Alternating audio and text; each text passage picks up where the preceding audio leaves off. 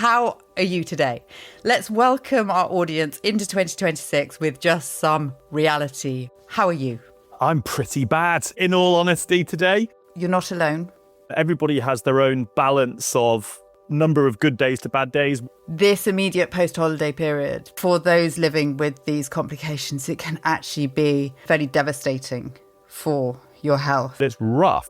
Let us talk, Gez, and help people feel acknowledged and feel validated for what they might be going through at this point of the year. None of you are alone. Welcome to Make Visible, the podcast shining a light on complex chronic illness. I am your host, Emily Kate Stevens.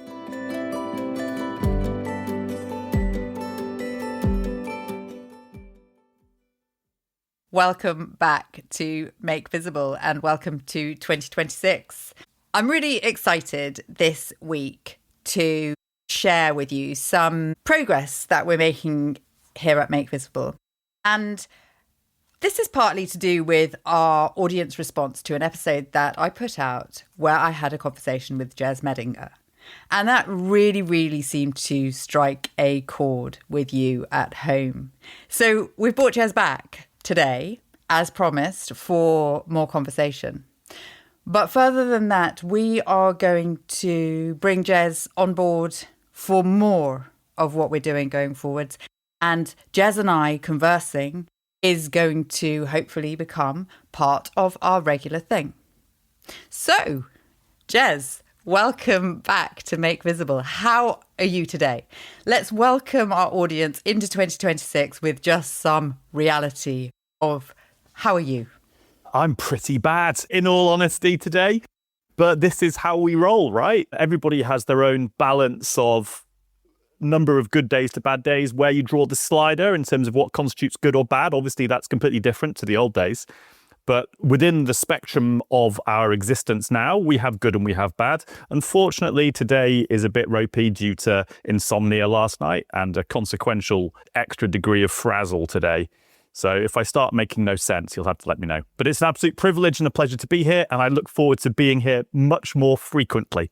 I am so excited to have this opportunity to have this back and forth with you. I so much enjoyed our first conversation, and our audience did too. We had an overwhelming response on Make Visible. You put it out on your channel as well, and you had an amazing response to it. I think what seemed to really resonate with people, obviously at Make Visible, the initial podcast and the remit was to try and bring the science of these chronic energy limiting conditions to an audience and try and break that down a little bit. But I think what people really loved about our conversation was that lived experience and the reality of it. So that is definitely something that we are going to bring to you. And Gez and I are painfully aware that for a lot of people listening here, this immediate post-holiday period, yes, New Year's resolutions and looking forward to the year is not necessarily all fun and games for all of our audience and for those living with these invisible illnesses. And the first thing that I want to say to you is that none of you are alone. None of you have gone through this, what's supposed to be a spectacular and fun time of the year. And for those living with these complications, it can actually be utterly exhausting, can actually sometimes be fairly devastating for your health. So you're not alone. And let us just talk, Gez, about our experiences and help people feel acknowledged and feel validated for what they might be going through at this point of the year. Well, I think Christmas in the normal world is a wonderful time of year. Christmas with chronic illness is an extremely challenging time of the year because there are expectations of what one should do around friends and family at Christmas. You may not be able to meet all of those expectations. You may also be coming into contact with people who don't understand. And they don't understand what it takes to appear as normal as you are able to, which may or may not be anywhere near to normal, but we all make this massive effort when we're in those sorts of social environments. And I think a lot of people don't understand the cost that it takes to get to that place and hold that, hold that degree of air in your system. It's almost like you've pumped yourself up with some bellows or something, and you're like a balloon that wants to go, right? But you're still like trying to keep yourself pumped up and holding it together, trying to pretend to be a normal person. And in the middle of all of this, you've got travel, potentially. You've got lots of people. You've got noisy environments. You've got lots of different foods being thrown around the place, which you may not be able to eat. And there's why can't you eat the stuffing? Why can't you eat the Christmas pudding? Because they're a disaster in terms of histamine. So much challenging stuff in all of this that I wouldn't be surprised if so many people listening to this had an enormous crash afterwards, no matter where they thought they were before. That's certainly where I'm coming from now, which is a couple of weeks of trying to recover from a crash brought on by trying to do too much, combined with travel and seeing family and friends. And it's really hard. Really the microcosm or the macrocosm of all potential triggers, because you've got that overdoing it physically and the requirement of doing everything and actually being in lots of different places. But there's also a huge amount of that emotional side, I think, for a lot of people that goes into whether or not it's the challenge of, can I make it? Or the fact that there will be people that we all have to, at this time of year, suffer people that we don't necessarily choose to be with in terms of family and friends. And so there's this huge emotional toll that it takes, as well as the actual physical exertion. Can I roll another extra little ball in there? Please. Which is to say, I've just been looking at it from the perspective of someone who's made it to the family Christmas. There's also going to be a good number of us who didn't make it to the family Christmas. And that carries a whole other set of feelings around not being able to go and be part of something that you should be part of. And whether it's Christmas or whether it's some other form of engagement or party or event, all of us, since we've been suffering, have had to cry off those sorts of things. And it is crushing if you're not a flaky person to do so and to appear to the rest of the world as flaky. And then to just be lying there alone at home, feeling awful physically, emotionally, mentally. Ugh. Absolutely. I'm trying to say it with a smile on my face, but it's rough. It's rough AF is what it is. Yeah. And there's so much guilt that comes with all of that. There's the guilt that they feel themselves and the guilt that people are made to feel by other people. And we've spoken before about acceptance, but there's definitely something that's so miserable about just being left by yourself when you know that everyone else is out having fun. My experience just a little before Christmas was actually that I had 2.5 weeks of sick kids. So they were constantly in the house. I'd been solo parenting for 6 weeks. So everything had been on me for 6 weeks. And then the final 2.5 weeks before Christmas, the kids were sick. And so that brings in that whole, well, I'm just going to have to cancel everything. All of my plans changed. I had to cancel who we were seeing, certainly. But further than that, just cancel things that I had hoped to be doing in terms of work or in terms of other things. And it has taken me, it's almost 6 years since I got long COVID. And it has taken me this long to be able to mentally adjust to allowing those things to go.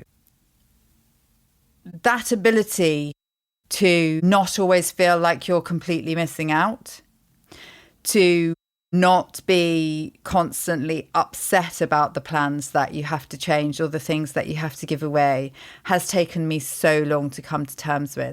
That even now, there was one day where I was actually kind of irritated with my children. I was like, I have had to cancel everything for you. And there was this switch inside me that was like, change this narrative, because that was what I was doing to myself for so many years, was being aggravated with myself.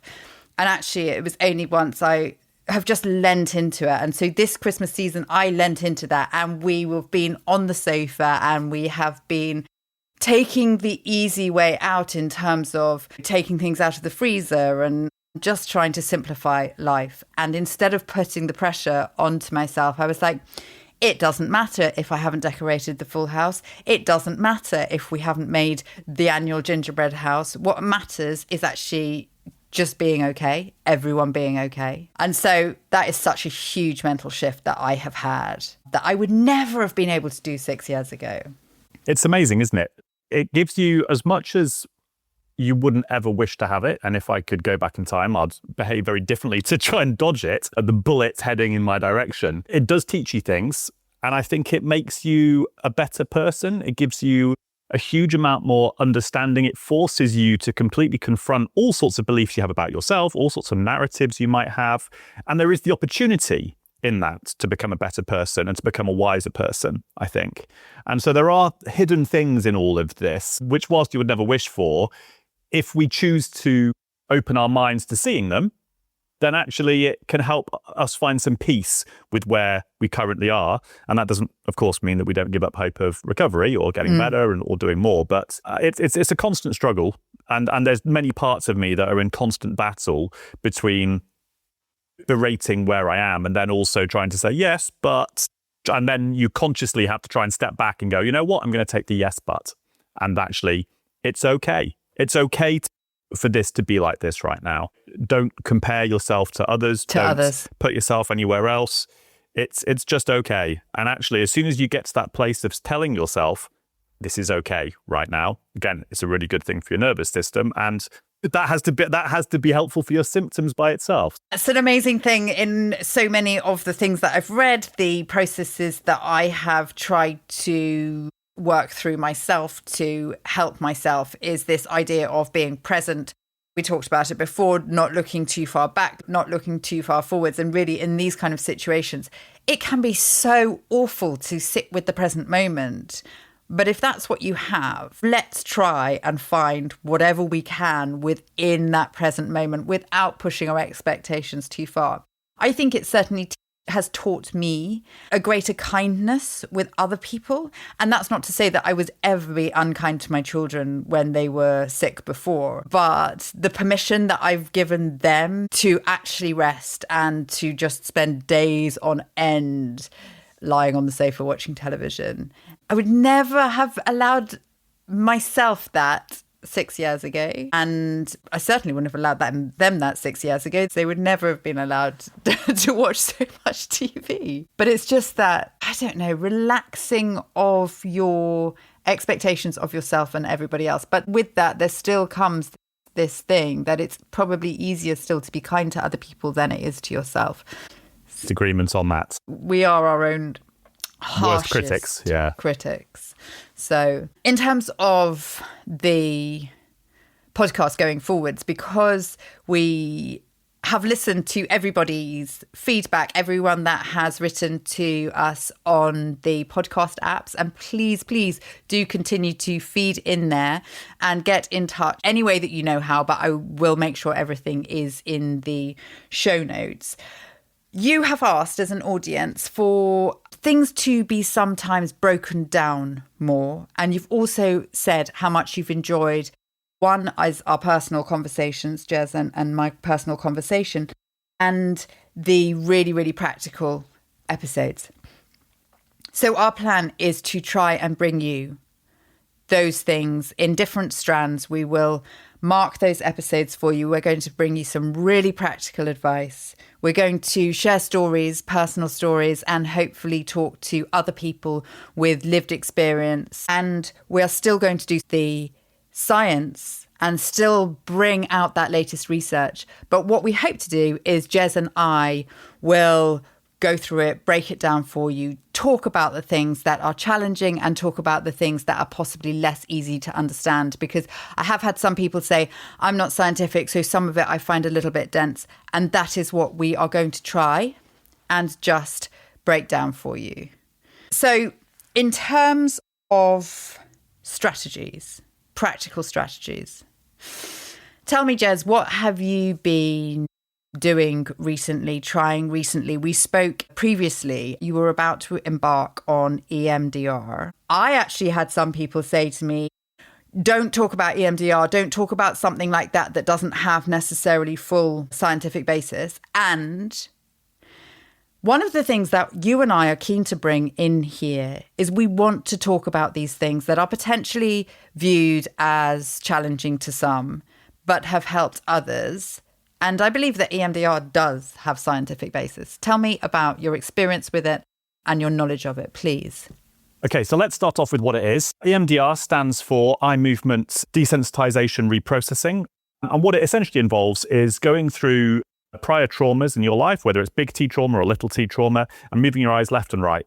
Or, as I do, have buzzers which go off alternately in your left and right hands. I do that because moving my eyes left and right would destroy my brain in about 10 seconds with long COVID. And the idea of it is that it unlocks and lets the body physiologically release the tension that is stored by unresolved trauma.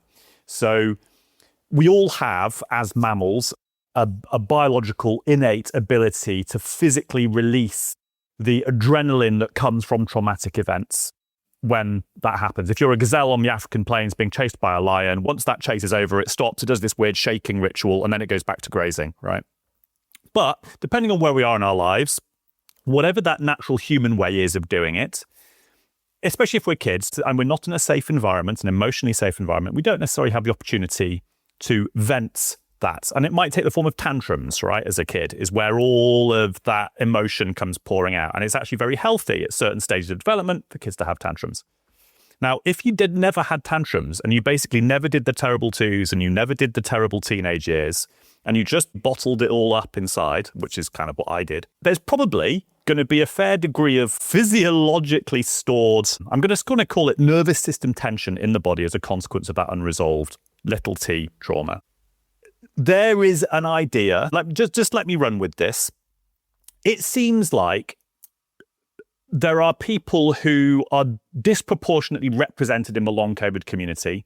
And these are people who previously ran their nervous systems into the red for years or decades. And when the once-in-a-century virus comes along, knocks them over, what happens to a nervous system that's been in the red for years or decades? Well, it collapses and, hey, presto, offsets this kaleidoscope of symptoms and the condition we call long COVID and ME/CFS. So that nervous system being razzed into the red, yes, it's a consequence of behavior and the rest of it, but it can also be innately pushed that direction by virtue of that nervous system tension that we're holding in our body. And for more on this, I would point you towards a book called The Body Knows the Score by Bessel van der Kolk, which is quite famous. And this, in the scientific community, is pretty well accepted, actually, that there is a physiological consequence of the events you experience, and the different ways you process them at time will have different physiological outcomes. This is pretty well acknowledged. What we also have when it comes to EMDR is a pretty good, widely accepted scientific consensus that it is helpful for people with big T trauma. And I say big T trauma because the studies they did were looking at people coming back from war zones and things like that. Very clear, obvious events that they're using to unpack and deal with the direct symptoms of PTSD. EMDR has shown to be effective in those scenarios.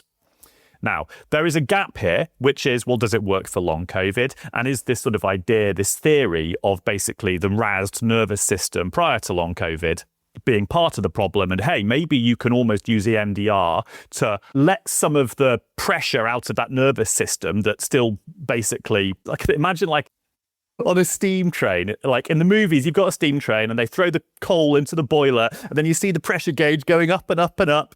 Right. And basically the steam engine is kind of blown up. Right.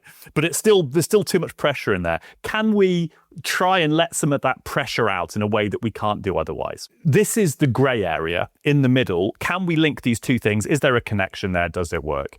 Now, what I would say about how you can talk about doing these sorts of things, and pretty much every treatment we've talked about with long COVID operates in this space where we have something that midodrine, it's a drug designed to do X, Y, or Z. And then we take it for long COVID. Or metformin. Well, it was designed for diabetes. It wasn't designed for COVID. We are repurposing. Every single drug out there is a repurposed drug for long COVID. And we know it's effective for X. Can we apply it to Y? And this is actually no different, really. It's just coming at the problem rather than from a pharmacological side. It's coming at it from a psychological and potentially physiological side. Which links those you have said, Bessel van der Kolk, and I have referenced that book previously in the podcast. This link between the way that our body and our minds are intrinsically linked, but also the things that are stored in them. I think that EMDR operates in a similar way to multiple of the other therapies that are being tried for long COVID, aside from the drugs, in terms of nervous system regulation tools that we are being taught. It is about those things that have been stored inside the body, whether they're from trauma or from that kind of living at that level of burnout, or from suppression of emotion, or from repeated physical traumas of some sort, be that the old infections. Yeah, combined insults, yeah. It's this, everything being stuck inside with no release. And so while some people might be skeptical of techniques like EMDR, if it works for you, if it works for a person, I would love us to try and be able to be open to everyone's experiences. And there's this thing, we all got into this situation. Yes, with certain things like long COVID, we all have this one trigger, but we all got into this situation as a combination of so many different multiple strands that go into making up whoever we are today. And whenever we got that viral hit or what the final straw was, that there are going to be so many different ways that different people find effective to unravel that and to release that pressure. Has it released pressure for you? Because you're what, sort of 8-10 sessions about that in? Yeah. And what is the physical feeling? What is the emotional, mental feeling from it?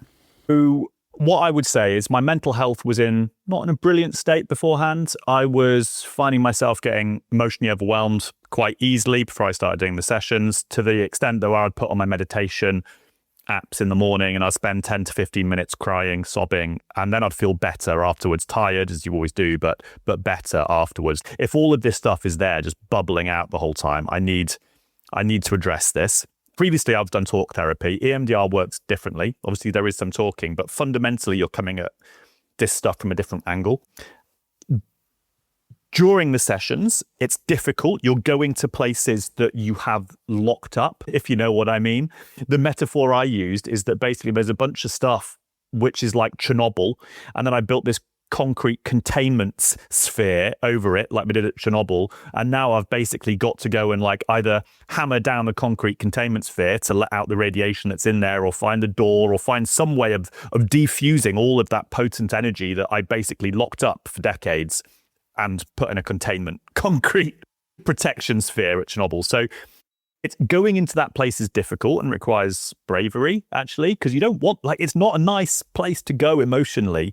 But oh my God, does stuff come out afterwards, and loads of tears come out.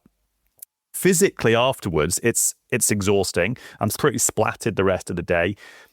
What's really common with the MDR is to have extremely vivid dreams the next 2 nights as your brain is just processing all of this stuff that you've dug up. And that's certainly been the case with me. And also disrupted sleep. And I think one of the reasons why I had insomnia last night is because I had EMDR 2 days ago. I'm in a pattern of having 2 bad nights sleep afterwards. But all of this together is also showing me that physiologically, it's done something. If I just sat there and just buzzers were just going off in my hands, I don't think it's going to have the same impact in terms of knocking me out, giving me these vivid dreams. It's a purge. But in the process of doing a purge, it's not necessarily very nice. But what I can say is that I'm not having that overwhelm of emotions. I'm not having that 10 minutes in the morning where I need to lie down and cry for 10 minutes. So that's gone. And actually my general degree of coping emotionally with my day, and it seems like that's a mad thing to say, but in long COVID, it's not. We all have to cope emotionally with our day. And my ability to do that is so far greatly improved. Now, I think it's still too early to say whether I have unpacked enough of that broken steam engine to let enough pressure out for the recovery to start to happen. I think you have to look relatively long term at this. It's a process of months, I think, before you're going to start to maybe see something come out. Even if it's just helping me on the mental health front, It's worth it. And I've rolled the dice on much dodgier things than this. And I probably will again if it doesn't work. So actually, what's interesting about your talking about the response to it is it's not dissimilar to things that I know people have tried. You've tried psilocybin, ayahuasca, holotropic breathwork. There are these things that push the body in a similar way. I'm not saying it does exactly the same, but the after effects and actually some other forms of therapy do that similar release. I think it's really interesting, the crying thing. I have always been someone who cries a lot. I cry, I mean, I'm known for crying about the happy things. A friend told me that they were pregnant the other day. I cried for an hour and a half. There are certain things, but the release that I have found from allowing myself to cry with grief and to process that grief through my body, physically through my body, has been incredible. I believe that there are only certain ways that you can let cortisol exit your system, and it's through sweat and tears, essentially. So especially for those of us that are possibly not able to go out and sweat in the way that we used to, in going for a run or a heavy gym session, perhaps that release has to come through tears. So if you're all out there crying, just let the tears flow. Crack on. Because I've found it incredibly powerful. It actually took me, one of my yoga teachers giving me permission. I kept crying at the end of my yoga classes. This was through 6 months of this year it's happened, but this started happening in the summer after I was feeling much better. And I couldn't understand it. I didn't understand why every time I lay down in Shavasana at the end of yoga, I was crying. I wasn't feeling things. It wasn't like I was thinking about emotions. I just kept crying. And it was I was embarrassed by it. And at the end of one of my classes, I went and I said to one of my teachers, I'm so sorry. There's nothing wrong with your class. I don't know why I keep crying. And they said, it's because you're processing a huge amount of grief. Just allow it to flow through your body and just let it out. Don't keep that stored up inside you. So in terms of strategies, which I think we sort of started with the MDR, but generally speaking, if you feel yourself getting a bit overwhelmed, if you can find a safe space to go and have a cry, do it. I feel so much better. I mean, I feel a bit punched in the stomach afterwards, but I feel a hell of a lot calmer, and all the things I was angry about or upset about suddenly feel like much less of a big problem. It's very cathartic. It is very cathartic. And I think fundamentally as well, it is about processing. And if we don't give ourselves a chance to process, then we are just going to put the nervous system into a much higher state of frazzle, for want of a better word. My major coping strategy remains the same, and I touched on it in our last conversation, and that is breath work. I do various types of breath work and meditation, but similarly to that idea of going for a cry, I have built it into my day to such an extent that when I feel that anger rising, and let's be honest about this, COVID gave me a rage that I have never previously experienced. For me, tie that in with potential perimenopause, and wow, it was a powder keg. My children say to me now that I was quite an angry person. They're very happy that I have found ways now. They're like, you are a different person. You are so much nicer, so much calmer. And my immediate response is not anger anymore, which it was for so long with the illness. Because of that, like you're saying, there are points at which you can't really kind of process your emotions. Sometimes that will come out in tears, and sometimes that just comes out in a burst of rage, because it's that pressure cooker feeling that I've got to let something out of here. So for me, the breath work, constant breath work. And I trained as a Buteyko practitioner, which is very much about the chemical balance in the body rather than just, and I'm also trained in nervous system regulation breath work. But the Buteyko is absolutely fascinating in terms of some of the studies that have been done into long COVID looking at the acid alkaline balance that has potentially been pushed off kilter in others of these conditions as well. And this is not just infection associated chronic conditions. There are so many conditions that you can apply this to. And I have been working with people who have asthma, who have anxiety, and bringing the body back into balance with this Buteyko method. It's this slow shift, but ultimately it's quite profound. And I feel so much better for it. So that remains my strategy. And I suspect that will be, we've talked about this, I think I'll have to do it for the rest of my life. I think that will have to remain my strategy. Because actually I think I'm a better person than I was before for putting that into my life. And even if you could insert that back into your life from before the long COVID episode, you would probably have better balance in your life if you could put that into your otherwise, inverted commas, healthy version of yourself too. Yes, but there are so many times now that I look back and I realise that there were moments in that healthy version that was so unhealthy. And that's why I put the inverted commas in. Point of repression. And I wouldn't have viewed myself as being someone who was repressed, but the way that we were trying to fit everything inside, I love that Chernobyl container that you described in terms of encasing trauma. But I think that is what so many of us have done with so much stuff in our lives, whether it is presenting ourselves in a certain way, wanting to appear as a certain person, making sure that we are perfect in some way, making sure that we are productive and always striving to be the best and never giving permission to just collapse and fall apart. Reflection is a wonderful, wonderful thing. And we obviously can't do anything to change what we did to get to this place. But I love the strategies that I'm building for a better person, to be a better person now.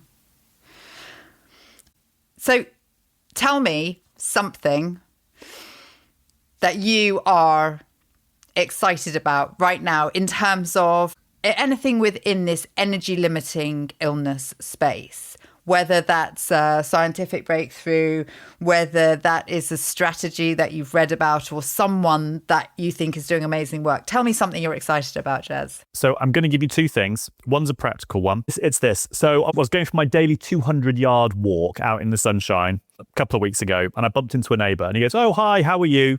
And I said, "Well, to be honest, still haven't really come out of the whole long COVID thing." He's like, "Oh gosh." And then you have that whole little discussion. And then the dreaded three words come out of his mouth. "Have you tried?" I'm like, no, God, whatever he's going to tell me, I don't have time for this. I'm pretty sure in the last 6 years, I've done or heard about or dismissed or whatever he's going to say. But he said one thing.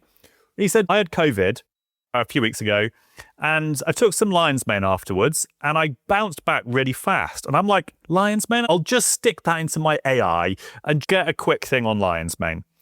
And I went, that's kind of interesting. And let me just throw out some stuff about what lion's mane does. It's a mushroom, and you take the flourishing part of whatever it is. It gets turned into pills, basically. But it's a natural thing. And so what does it do? It contains nerve growth factor, so NGF stimulation. It contains two key bioactive compounds that cross the blood-brain barrier and stimulate production of nerve growth factor, which are basically proteins essential for neuron survival, growth and repair. This is particularly relevant given emerging evidence of neurological damage in long COVID. I'm like, haven't heard of much else that does that for all the neurology type symptoms. And then you've got anti-inflammatory effects. It reduces pro-inflammatory cytokines, including IL-6, TNF-alpha, and activates a bunch of other pathways. Well, those are all hot topics in long COVID. Neuroprotection, apparently. Preclinical research demonstrates protection against oxidative stress, a bunch of neuroprotection, and then a bit of gut-brain axis stuff because it balances gut bacteria and protects the gastric lining, reducing what is sometimes called leaky gut. So let's try this. And I was having a pretty crashy week. I tried it. And I have to say, I definitely felt cognitively clearer for a few days. Now, I only took it for a few days because I started getting a headache as well. And I wasn't sure if that's because I was overdoing it or whether it was a consequence of a lion's mane. But once I'm out of this current crashy period, if things have settled down, I'm going to reintroduce it And so I can see if that headache is a side effect of it or whether actually it's just genuinely good.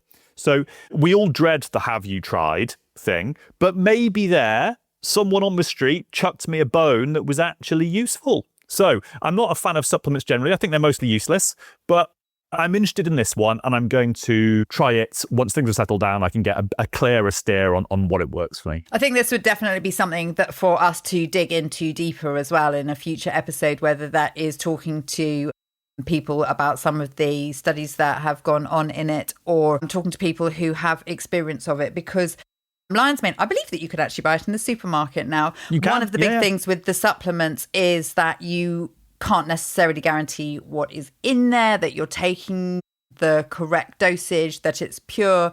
So I think that's a really, really interesting area for us to dig into and look into in upcoming episodes. Tell me your second excitement. So my second one is a study that was published a month or two ago and doesn't sound very sexy on the surface of it, but I think it's super, super important. And it's what I call the EpiSwitch study. So there's a company called Oxford Biodynamics who have designed this proprietary test that enables them to look at chromosome conformations. Now, what are chromosome conformations? They are potent epigenetic regulators of gene expression and cross-tissue exosome signaling. How's that for a mouthful? What does it actually mean? These chromosome conformations are bits of looping DNA inside your cell nucleus that help the cell function healthily.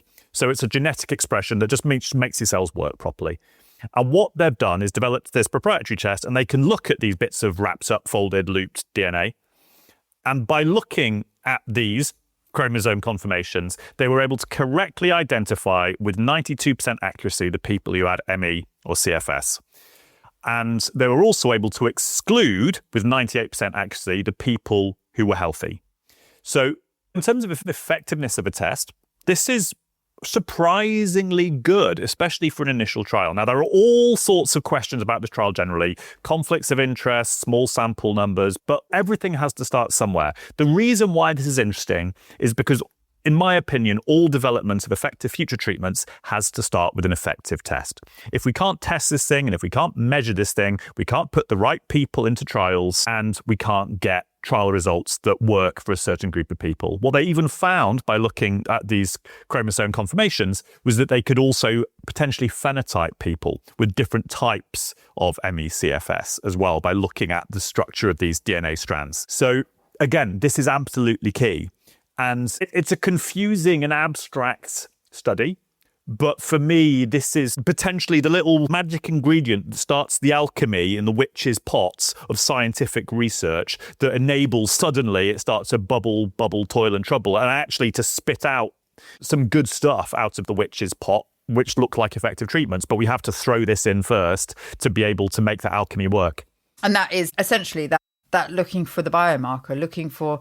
I actually was speaking with the NIH recently, and that was one of the things that Dr. Vicky Whittemore has been trying to do across the board in these conditions, is that there is just so much difference in the way that things are studied, so much difference in the way that data is reported and data is looked at, that we don't really have a cohesive platform from which to start in terms of this. So it needs unification, but certainly that actual biomarker, what are we looking at, or how can we test this, is the starting point in terms of knowing what we're looking at, knowing what we're dealing with in each of these cases. I'm really, really excited by the sheer volume of research that is going into this space in studies like that, small scale studies, in huge scale studies.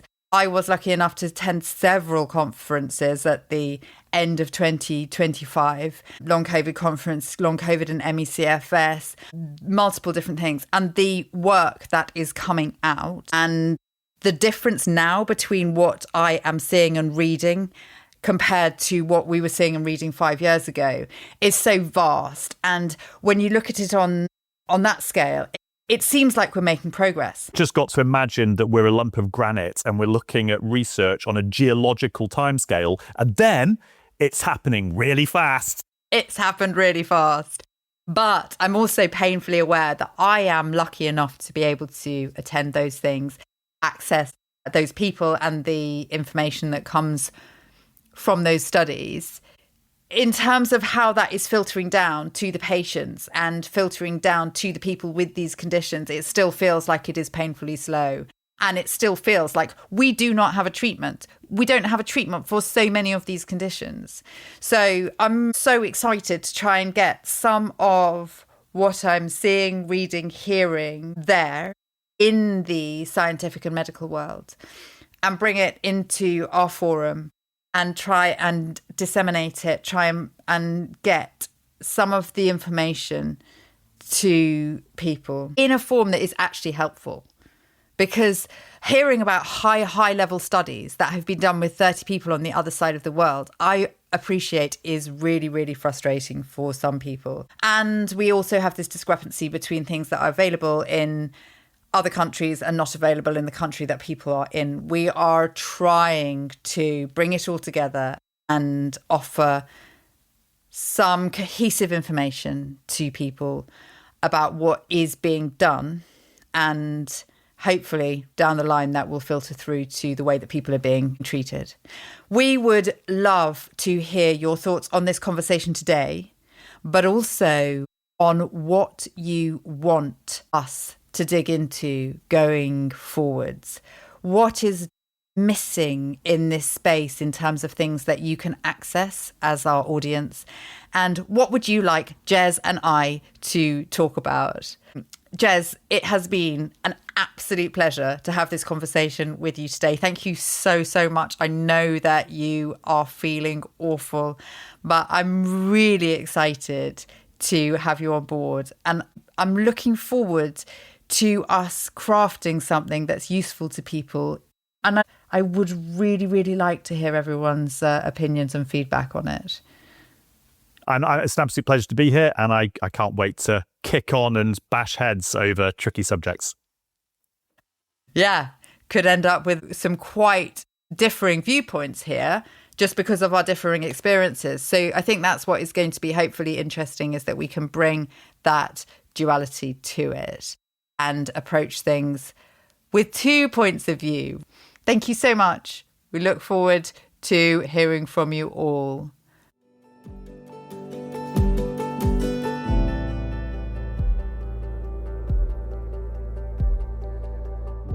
Thank you for listening to Make Visible. Please do like, follow, or subscribe to listen to our next episode, where we'll be uncovering more insights into complex chronic illness.